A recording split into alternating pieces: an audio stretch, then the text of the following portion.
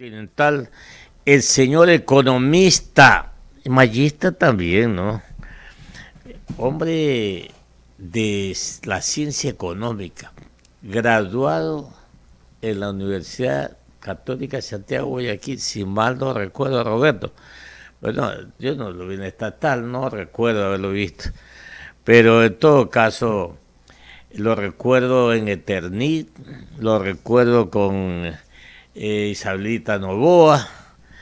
En todo caso, Roberto Salas es un gran profesional, se nos fue a México o a Centroamérica un buen tiempo, pero ahora está con nosotros en una función muy importante, muy trascendental, cuál es la de unir sinergias entre el sector privado y el sector público en la búsqueda de las denominadas alianzas públicas privadas, de lo que ya habló el ministro de Obras Públicas, Transporte y Obras Públicas, acá, que ya se han firmado acuerdos de prefactibilidad y que le toca acá, porque yo citaba, o sea, recuerda que citábamos Johanita, que acá debe estar interviniendo la Secretaría del economista Roberto Salas, el Ministerio de Obras Públicas, que es el ejecutor, Cancillería, por cierto, el Ministerio de Finanzas también, el Ministerio de Comercio, obvio. Entonces es una sumatoria de sinergias, digo yo, en este orden para lograr que el país encuentre esa ruta que queremos todos, la de las grandes obras. Mi estimado Roberto, bienvenido usted aquí a Caché Noticias y Opinión. ¿Cómo estamos? Muy bien, Clever. Y Johanna, un placer también estar con ustedes. Hoy, antes que nada, un gran saludo a todas las mujeres ecuatorianas o no ecuatorianas que nos están escuchando, pero que están en el Ecuador o que están en la audiencia, en este día tan especial, ¿no? Todos los días debe ser de las mujeres y de las personas, pero hoy es una celebración especial que obviamente hay que resaltar. Y tú lo has dicho muy bien, Clever, esto es un proceso transversal porque en cada proyecto hay un sinnúmero de procesos que dependen de diversas instituciones y eso es algo importante de resaltar porque aumenta, por un lado, la necesidad de coordinación, que normalmente es un desafío muy grande en el sector estatal, pero por otro lado también es una alta responsabilidad para llevar a cabo proyectos que son de largo plazo y que por este tipo de complejidades también son de largo aliento. Por eso hay que tener un buen dominio de todo el esquema de las complejidades, pero fundamentalmente de las oportunidades cuando se dan estos proyectos. Y ahí me quisiera profundizar un poquito, Clever, en la pregunta que es es la básica, ¿no? ¿Cómo avanza esto desde el punto de vista general? No solamente de un proyecto, de algún proyecto particular. Eh, Nosotros, junto con las instituciones que son las ejecutoras, fundamentalmente los ministerios, y en la definición de lo que es una inversión pública privada. La inversión pública privada son proyectos estatales, normalmente en infraestructura, que requieren por excepcionalidad de la participación del sector privado, para que tomar diversos roles, el Estado pueda transferir riesgos y obviamente viabilizar proyectos que el Estado solo no los podría hacer o los tendría que postergar. Y en ese sentido, esta Secretaría gestiona un rol de facilitación, un rol de coordinación, un rol de apoyar la promoción de los proyectos en inversionistas. Y obviamente tenemos también un rol de mejorar en lo posible la experiencia del inversionista para generar confianza y generar eficiencia, digamos, como un interlocutor válido para inversionistas que están interesados en los proyectos estatales donde está permitida la participación privada. Y en ese sentido, hasta estos momentos, hay alrededor de 6.400 millones de dólares en proyectos de inversión que están alrededor de unos 300 millones ya concretados con contratos cerrados y una diferencia que todavía está por concretarse, pero que ya están en licitaciones. Son alrededor de en total como 9 proyectos entre estas categorías que acabo de mencionar, que están focalizadas fundamentalmente en el área de energía, en el área de hidrocarburos. Y hay alrededor de otros 20, 21 proyectos, para que sumen 30 en total, que están en los procesos de estructuración o de evaluación. Estructuración me refiero a estudios de prefactibilidad, estudios de factibilidad o evaluando propuestas privadas que también son aceptadas en este tipo de iniciativas para poder sacarlos todos estos 30 proyectos poco a poco, año a año, hasta el 2025, que es obviamente el periodo de responsabilidad que tenemos en este gobierno, y poder establecer un resultado que genere fundamentalmente inicios de obras. Porque los contratos per se obviamente se pueden lograr, que ya es una gran cosa, pero lo que genera el producto final, o lo que esperamos al final, que es el empleo, es cuántos de estos inician obras para poder generar contrataciones de empleo formal, de empleos remunerados, obviamente de forma correcta, y que eso llegue a las poblaciones y a la ciudadanía. A hacer unas preguntas sobre estos proyectos que ya incluso se han firmado eh, estos acuerdos de prefactibilidad. Pero como ministro de estas de inversiones, Roberto, ¿alienta o no esta presencia de funcionarios del gobierno de los Estados Unidos en el orden de la confianza, en el orden de la imagen del país? Y la otra pregunta es, con esta inestabilidad política que vive hoy, o que tenemos esa coyuntura de inestabilidad política, ¿hasta dónde nos perjudica en este proceso de inversión público-privada? Y por otro lado, esta presencia de un gobierno de izquierda en Colombia con una serie de proyectos de reformas en las leyes allá en Colombia, la inversión extranjera, a pesar de que lograron 17.000 millones de inversión extranjera de dólares los colombianos el año pasado, ¿crees que podrían los inversionistas que hoy están en Colombia y que hoy están en Chile, que hoy están en Perú y que conocemos los problemas que tienen esos países, crees, Roberto, que podrían sentirse atraídos en invertir en Ecuador? Es súper buena la pregunta, Clever, y si no me la hacía yo le iba a inducir de alguna manera. Pero hay un tema que es fundamental. La inestabilidad política es el principal obstáculo que tiene el país para atraer inversiones, y eso obviamente constituye uno de los más grandes desafíos que tiene no solamente una secretaría facilitadora y coordinadora como la nuestra, sino también los ejecutores en relación a poder establecer proyectos que sean suficientemente atractivos para atraer a estos inversionistas que probablemente están pensando en diversificar sus portafolios de inversión en países con menos riesgo. Pero infelizmente, para el Ecuador, los niveles de inestabilidad irresponsables que se están viviendo en la actualidad, y sobre todo a este gobierno, que desde el primer día ha habido un acoso político en este sentido, de intentos de desestabilizar al gobierno o de tumbarlo al gobierno de una manera casi permanente e irresponsable.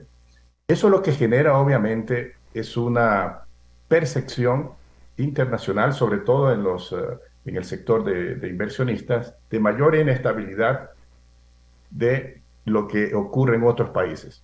Usted habla de Perú, o Perú tiene un esquema muy complicado, obviamente.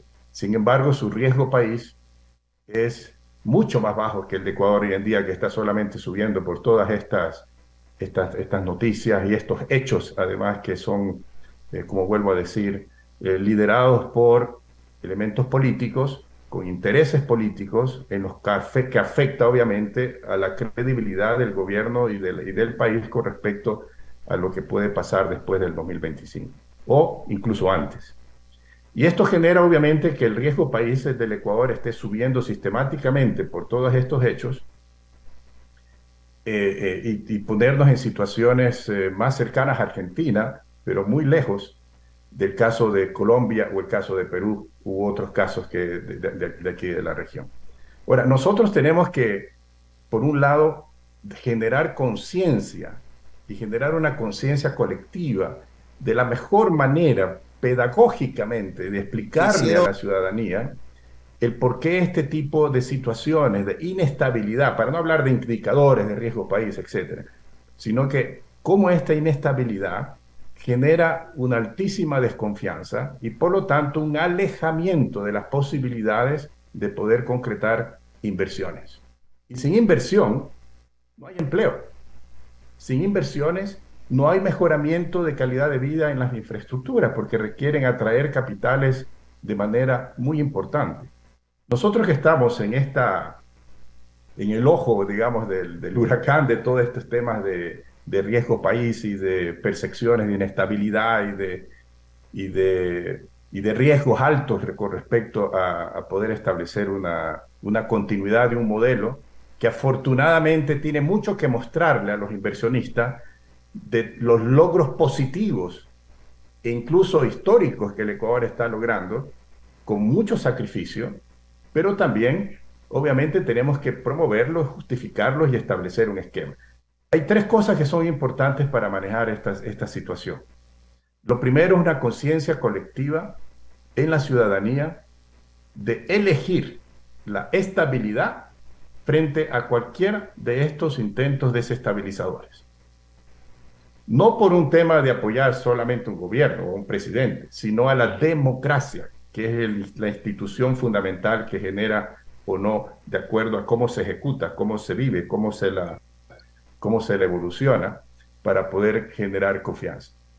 Lo segundo es para nosotros es importante, eso lo hacemos todos los días en las reuniones con inversionistas o con banca que financia a los proyectos, es hacer todos los esfuerzos y demostrar los logros para demostrar de que el riesgo país debe establecerse también bajo un contexto de todas las mejoras que este gobierno ha implementado en la macroeconomía, en la microeconomía, en el sector social, los sectores ambientales, que son muy importantes para la estabilidad de los países.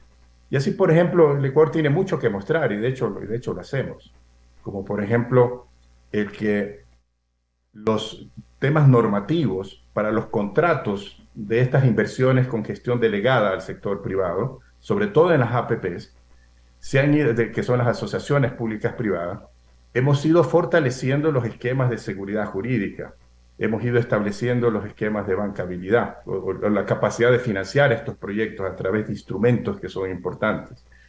Estamos incorporando prácticas anticorrupción en este proyecto, en estos procesos, aumentando transparencia, aumentando el acceso a la información de los proyectos. Estamos sacando una nueva normativa de un reglamento que sustituye a la ley que presentamos hace un año aproximadamente, para normar de una forma mucho más objetiva, con mejores prácticas en todos estos elementos que acabo de mencionar, incluyendo la seguridad jurídica, la previsibilidad, todos los temas de solución de conflictos, porque para proyectos de largo plazo son tan importantes, y poder establecer así de que hay un esfuerzo y que hay una, una institucionalidad interna y regulatoria que permite generar más confianza para mitigar la percepción de riesgo país en cosas mucho más puntuales de los contratos, sobre todo en los contratos que tienen que ver con las delegaciones al sector privado. Y lo otro son 7:27, 7:27 de la mañana, dialogando aquí en Caché Noticias y Opinión con el economista Roberto Salas.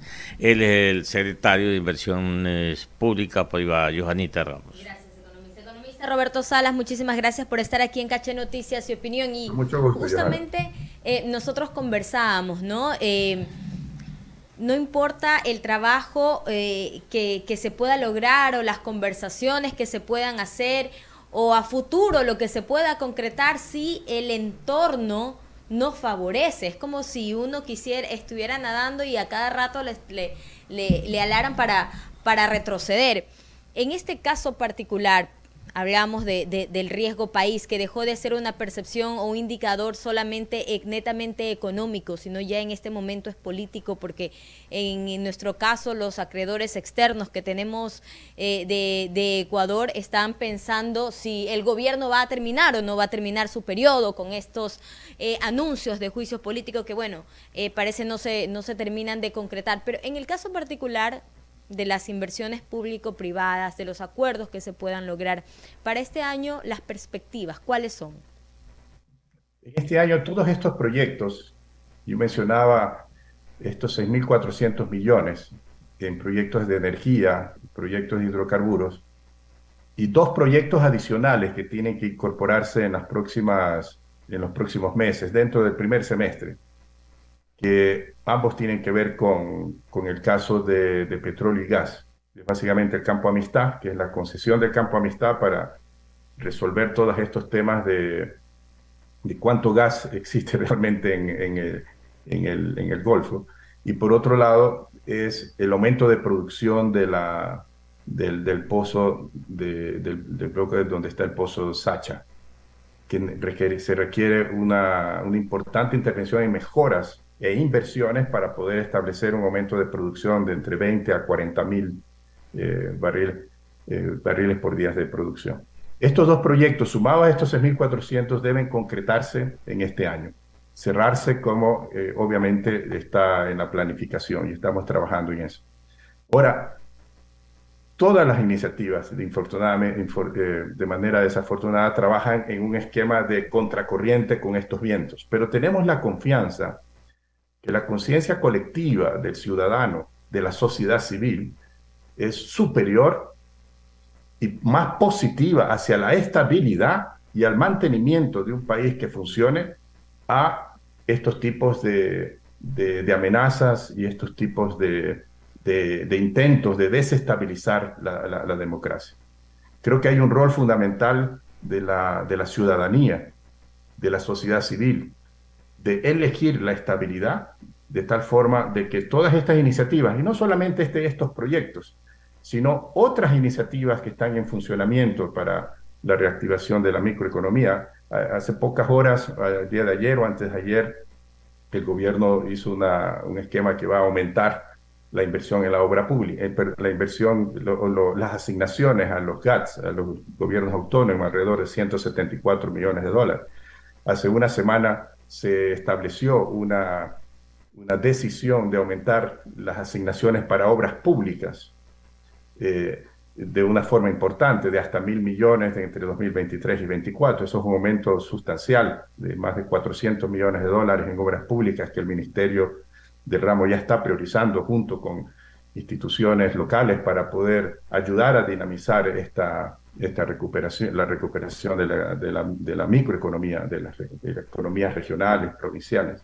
Entonces, hay un gran esfuerzo que obviamente uno lo usa también para poder establecer de que las condiciones que tiene el Ecuador en cuanto a su nivel de crecimiento proyectado, que es sobre el promedio de la media latinoamericana, que la disciplina fiscal con este enfoque social que el gobierno ha promovido, que lo está haciendo bien, ha permitido que los niveles de inflación de Ecuador, si bien son más altos que años anteriores, pero en el contexto global, que la ciudadanía tiene que saberlo y entenderlo, tenemos una proyección de inflación de la más baja en todo el continente.